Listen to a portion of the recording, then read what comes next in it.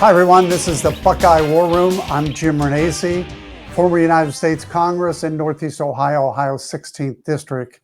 Of course, many of you know I also ran for Senate in 2017, 2018, and was a governor candidate in 2020.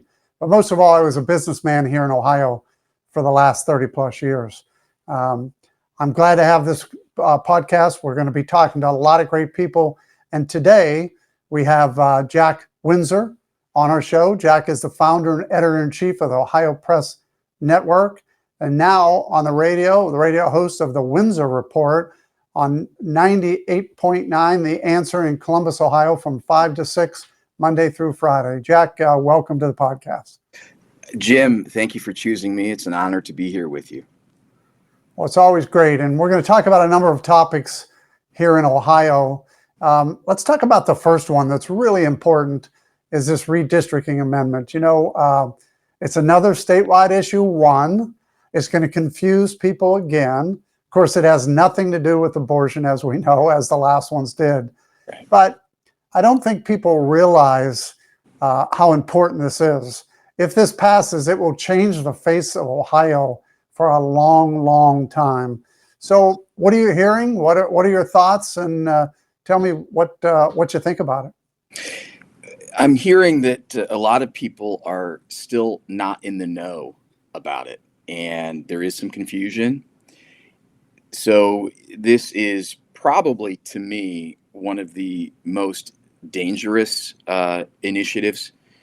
We've talked for a couple of years now about how the progressive left, which is well-funded through multiple organizations, has attempted to do things through the Ohio Constitution that they really can't get done at the State House because the legislative process has some checks and balances. It requires people to vote and go on record and have public debate. The thing with the constitutional initiative is that the messaging can be crafted so that it's palatable. In this case, citizens, not politicians. It sounds great because, let's face it, whether you're a Republican or a Democrat, most people are done with government overreach. And so they go, well, yeah, I like that idea of citizens, not politicians.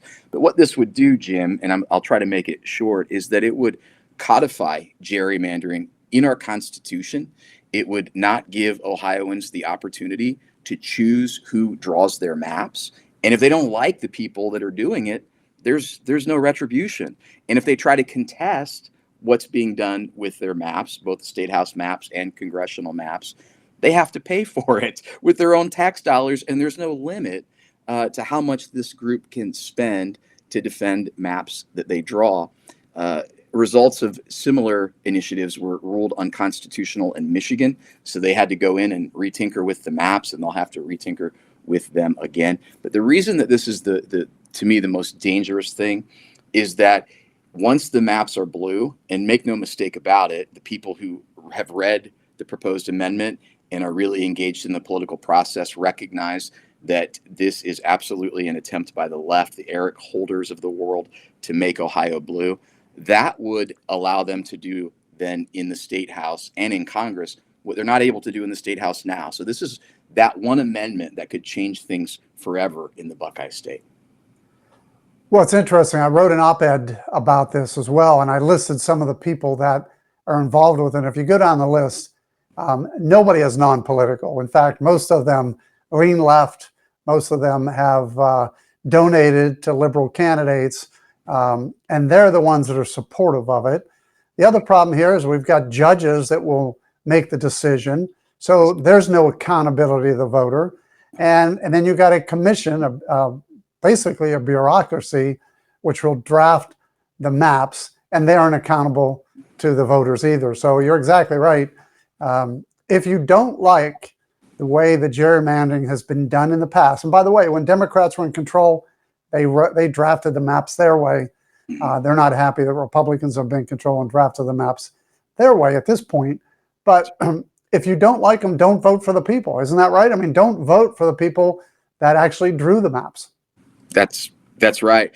I always like to say, if you want a different outcome, win. I mean, you know, to the winner, you have spoils. And by the way, I'm I would suggest that Ohioans largely prefer Republican policies over Democrat, progressive, and liberal policies. I think the argument that's often made is, well, it's disproportionate. But again, I'm going to go back to this amendment would fix proportionality. So it literally would fix the outcome. That is textbook gerrymandering. So you're allowing gerrymandering to be written into your Constitution, which to me is a pretty dangerous thing. Well, absolutely. And like I said, it will change the face of Ohio for many, many years to come. My fear is, like you said in the beginning, not too many people really understand it. And not too many people are paying attention to it. And it's going to come up. And citizens over politicians is just the greatest buzzword, because even though it's false, it Yeah. will be the driver of people saying, yep, I like that idea. Yeah. And my understanding is I don't have the most recent, but as of January, so back the early part of this year, some usual suspects had invested in this 1630 fund, the ACLU, Ohio Education Association, the American Federation of Teachers, right? $500,000 each, which, by the way, that's a bad look. And not to go down a separate path here, but when you're having an issue with your pension fund, which might be underfunded or mismanaged, your union is giving money, to the tune of $1 million. That's just a really bad look. But all of that to say, there's about $30 million in this pot, maybe more. And September 17th is the date that the ads in favor of this proposed amendment are going to start running. So expect to see your TV show a lot of ads, and to hear on the radio, citizens, not politicians. Yeah, again, that's going to be the key buzzword, even though it's not true. Yep. Well, we'll see. And it'll be something we'll be talking about in the future. Let's move on to another subject. Voter rolls in Ohio, over 500 undocumented aliens removed. This was a big issue that LaRose was, our Secretary of State LaRose was talking about. Tell me what you're hearing, a little bit about what's going on there. So I'm in the weeds on this. We have reported on it a lot. I've talked with the Secretary of State's office, sometimes on background. I've done a lot of research. And the short story is this: anytime Frank LaRose does something to clean up the voter rolls, the left goes apoplectic and they become litigious, which I think has created a little bit of hesitancy across the board on what needs to be done and how aggressively it needs to be done. But here's the long and short of it. LaRose removed about 150,000 people from the voter rolls because they were inactive. He then removed about 600 non-citizens from the voter rolls. And what we heard from the press was, or the mainstream press, well, it's already illegal for people to vote in elections that aren't citizens. It's not happening. Uh-oh. Hold your beer. About 138 of those folks that were removed from the voter rolls, it appears they had voted previously in elections, even though their federal documentation showed they were not citizens. So it is going on. Here's the problem, though, Jim. So you have non-citizens that go on the voter rolls, and then they have to be taken off. You also have, I don't know how many, a large number, according to some sources, of people who have mismatched voter records. And so, or voter registration forms. So the Secretary of State has gone back, taken non-citizens off the voter rolls, taken some people out of the voter database if there is a mismatch. But the challenge is there does not seem to be a law that allows the Secretary of State or allows anyone involved in the voter registration process to not allow non-citizens on the voter rolls to begin with, which really should be the case. And then if there is a mismatch in voter registration form, the question is, because the last we heard was maybe 1.7 million Ohioans are in what's called active confirmation status. Well, why can't we put them into provisional status if there is a mismatch, and then make them come with their ID and to prove their information before that vote gets counted? That's what Secretary LaRose most recently asked the Ohio legislature to do. That after another court decision said that they have to allow disabled voters to choose who turns in their absentee ballots for them. So they're going to have to tinker with the law there a little bit. But I've got a little bit of an opinion about Frank LaRose, which, by the way, I like Frank personally. But I think that there's a little bit going on here that is not up to snuff with what we would want with voter and election integrity in Ohio.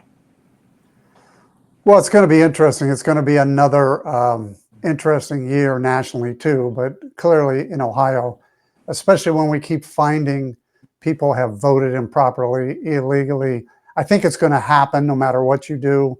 There's always going to be that problem. There are so many votes to count. And the question is, does it affect the results of the race? And that's the real key, especially in some of these battleground states when it comes to Trump and Harris. It's going to be very close. So it'll be interesting to see what happens there. Hopefully not as close in Ohio. Although I don't know if you're hearing this. I'm hearing that the Trump margin will not be, like it used to be, the 8 or 9 points. It might be a little tighter. Are you hearing any of that? I'm hearing both sides. I'm hearing that the margin will be tighter. It will be below 8. I'm also hearing that he's sitting at 11.5. And so, the polls to me it's been really challenging. I will say that across the board, this is just a general assessment from my vantage point. Trump usually outperforms polls by about 5%. So if a race is even, he might be up 5. If he's down 5, it might be even. How that translates in Ohio, I don't know, though. But the challenge with, and I want to go back to this real quick, LaRose has asked lawmakers to put people into provisional status that have mismatched records and to create a law that would allow non-citizens to not be included on the voter rolls. Interestingly enough, though, House Bill 552 and House Bill 472 were already in the works in the Ohio State House, and LaRose did not support those. So it's interesting now that in the 11th hour, he's coming forward and saying that these things need to happen because they were already there for him to promote and lobby previously. I don't know that Trump is going to lose Ohio. Here's the thing that gives some Republicans heartburn. If there is cheating, if there is something going on, what about the close races like Derek Marin, who's trying to unseat Marcy Kaptur? Or what about Bernie Moreno and Sherrod Brown, where Bernie's going to need every vote he can get because that's going to be a tight race? And so then the question is, are we sacrificing these closer races in order to stay out of lawsuits because we know that the League of Women Voters and all these other groups are going to come hard against Frank LaRose and the Secretary of State's office if they actually do what they're supposed to do, which is make sure that the voting rolls are clean and that only people who are eligible to vote. Well, it's interesting stuff. And look, I've had people come up to me even and say, hey, 6 years ago, maybe you defeated Sherrod Brown. You only lost by 6 with no support from the outside. And maybe the voting was wrong. But again, that's history. I just think we got to get it right going forward. So all of this stuff is going to make for a very important election in November and some very important issues, especially in some of these close races. I agree with you. Let's flip gears to jobs and the unemployment rate in Ohio. It's interesting. A lot of people aren't aware of this, but Ohio has really not grown from the standpoint of employment. In fact, if you look at private sector jobs, we're about at the same place we were today as we were in 2004.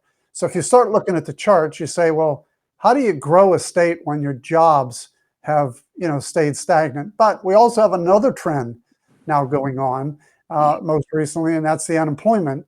So trade jobs continue to decline in Ohio's unemployment rate, almost a full point since February to 4.5%. So we got a little problem here. We already can't keep up with the private sector jobs that we need to keep up with. We're way behind. You would hope you'd get a 10% increase every year. And think about it, we're about the same place as 2004. Now we got unemployment starting to creep up, which means even the jobs we have, we're starting to, some of these jobs where people are starting to go on unemployment. So what are you hearing? What are your thoughts there?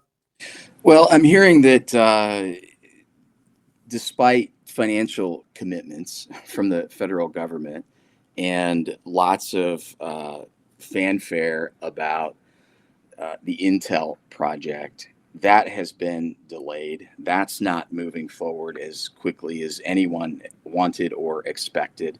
Also seeing that construction growth in the state of Ohio is certainly not up to snuff.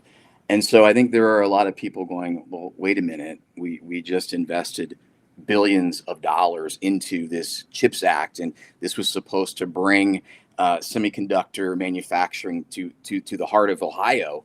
And here we are now looking at maybe 2027, 2028 before Intel is humming along. And then add to that an increase in unemployment, add to that a lagging construction industry. And I think people are going, well, what's going on? Why is this the issue? Now, an economist would say, well, there's a lot going on. We put too much money into the system. I think the federal government probably inflated the demand for semiconductors when they said, an EV takes twice as many semiconductors as a combustion engine automobile. So the idea that they were going to flip this thing by 2030 to, change out the fleet, it's just not happening as quickly. So that might have a little bit to do with it. But Ohio is about middle of the Midwest, or maybe middle of the country, 26th or so. Given all the resources and talent we have, that's a little bit embarrassing. Well, I'd agree. And if you think about it, in 2022, DeWine and Husted used that as their big campaign issue, that they were bringing Intel in. The question is really going to come down to whether Intel does come. Now, people say, well, they're spending money, they're building things. The state paid for a lot of that. It's an easy walk away when everything you've invested has been paid for by the state. So I really do worry about that. We have an economy that's slowing down. The Arizona Intel plant is underperforming. It could have some added capacity. There's some talk about doing the exact same thing in Arizona that they were going to do in Ohio. So we'll have to see. But jobs are the key to economic growth in any state, and unemployment rates creeping up are never a good sign. Yeah, and I believe the Bureau of Labor Statistics cited that manufacturing jobs have lost in the last 12 months, 2,000, in fact. So it's not the right trajectory. There's a lot of talk about curbing government spending here statewide, increasing education choice, unleashing energy abundance so that prices can come down. Those are some things. And I know, Jim, you've talked a lot in the past about the tax code and how we fund schools and property taxes. I think there's a lot of regulatory stuff that can be done, in the very near future to make sure that Ohio is competitive for businesses and that people can actually thrive here and not just survive. Well, you're right. Ohio does need a makeover. Hopefully, we can get that taken care of in 2026. But we're not there yet. We're still in 2024. Let's talk about the races in 2024. I don't know if you've noticed, we've got Harris and Walz starting to do commercials in Ohio. Yeah. That tells you something. We also got former President Trump starting to do commercials in Ohio. So that kind of leads, for those that aren't paying attention, that if Harris and Walz are coming to Ohio, they must think they can get something accomplished. And if former President Trump's starting to do commercials, because I got to tell you, just a few months ago, they were staying out. Biden was staying out. Trump was staying out. Ohio was a done deal. We're seeing a little change in that. Have you noticed any of that? Have you noticed the commercials as well? Yes, I have. And we've talked a little bit about it on the radio. Is that a signal that Trump might be in a tighter race here? Is it a signal that he really is trying to dampen the spirit for Kamala at the top of the ticket, which could translate to a better performance for Bernie?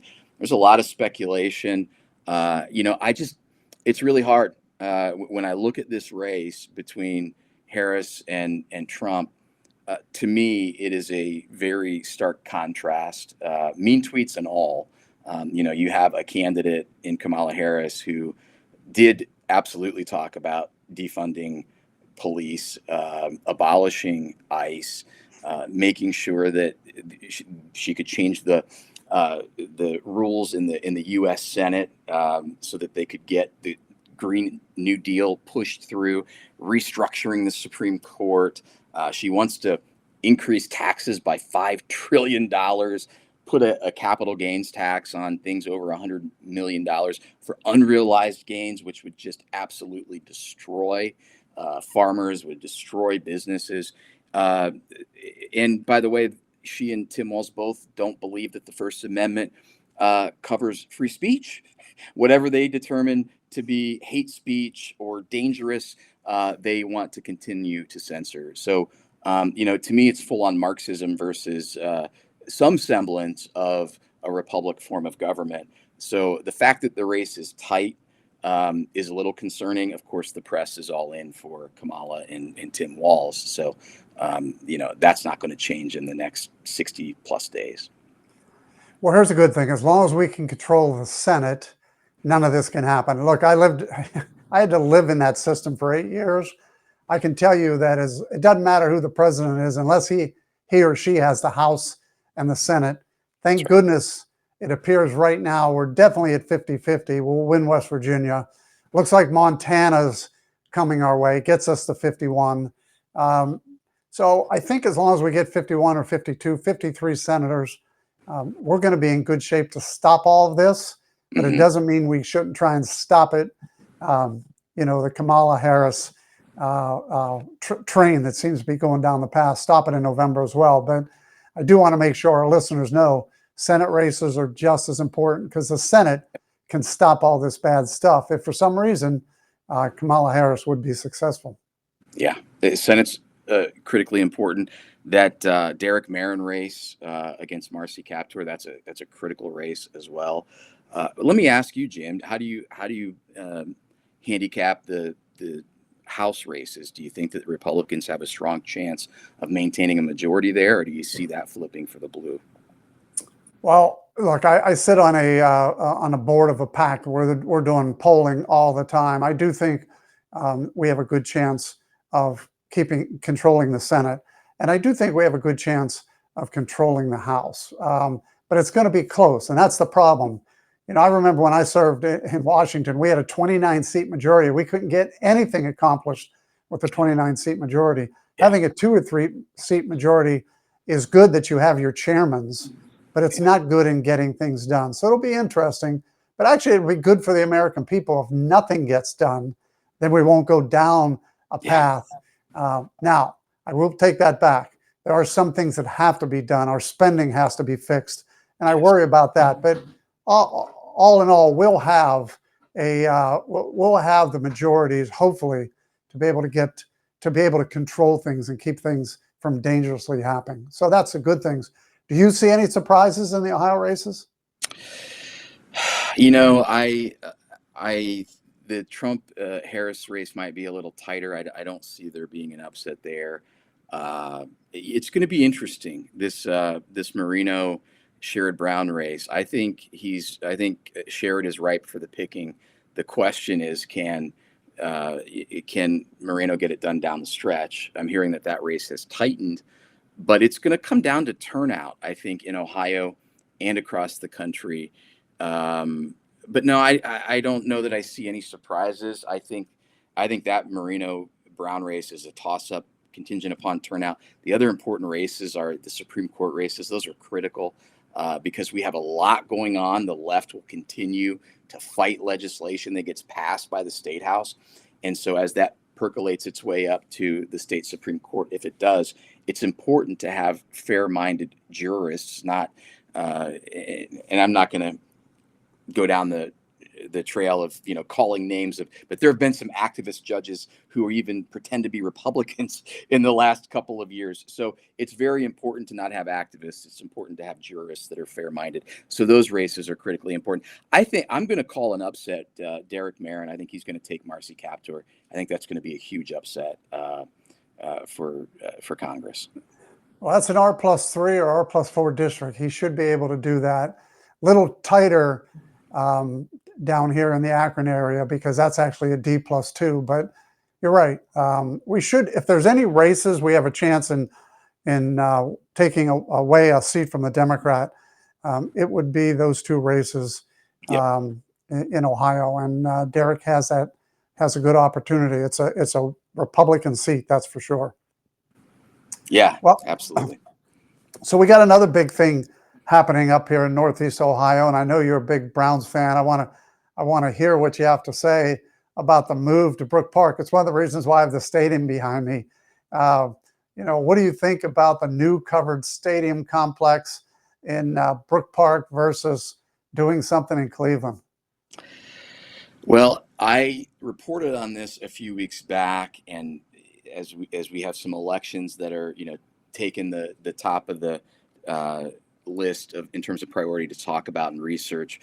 I have not followed on the latest, but my opinion is probably unpopular. If they want to build a dome, cool. Jimmy Haslam can do it, but he needs to do it with his own money. And certainly, if they're going to do it with taxpayer money, it's not the Brook Park Browns, it's the Cleveland Browns. And so I think that I just don't know that the time is appropriate right now, given everything we've talked about economically. And I talk about this on the radio all the time. 40 to 50% of everything we make goes back to a government entity in one form or another: income tax, property tax, sales tax, sin tax, you name it. And I just, I'm a huge football fan, but I'm not a huge fan of taxpayers paying for stadiums. Well, it's interesting you say that because I do hear it's moving forward pretty quickly. I don't know what the outcome's going to be. I do know that Jimmy Haslam does want that dome stadium. Yeah. I have heard it's too expensive to dome the existing stadium. But look, football in Northeast Ohio is about snow and ice and bad weather. It's always been that way. I realize that a dome stadium may get you the Super Bowl sometime, like it did in Detroit, but Mm-hmm. it got Detroit one Super Bowl. And I'm not sure if it's worth a lot of taxpayer money to make it happen. I don't think it is, and I'm with you. I like to. I mean, I remember going to the old municipal stadium, and it was so cold that you couldn't feel your feet by the second quarter. So I tend to like being outdoors and letting the opponent deal with the weather as well. Well, I would agree. And hey, I really want to thank you for taking the time to be with us today. Again, for those that were watching, Jack is again the founder and editor-in-chief of the Ohio Press Network. He's on the radio. He's a radio host of the Windsor Report on 98.9 The Answer in Columbus from 5 to 6 Monday through Friday. Jack, it's been a pleasure. I enjoyed our conversation. Look to have you on again, possibly in the future. Thanks, Jim. Honored to be here. Thank you. Well, that's another Buckeye War Room with Jim Renacci. Thank you for listening, and we look forward to having you again in the future with other topics and other individuals that we're going to be talking with about elections and everything dealing with Ohio. Thank you again.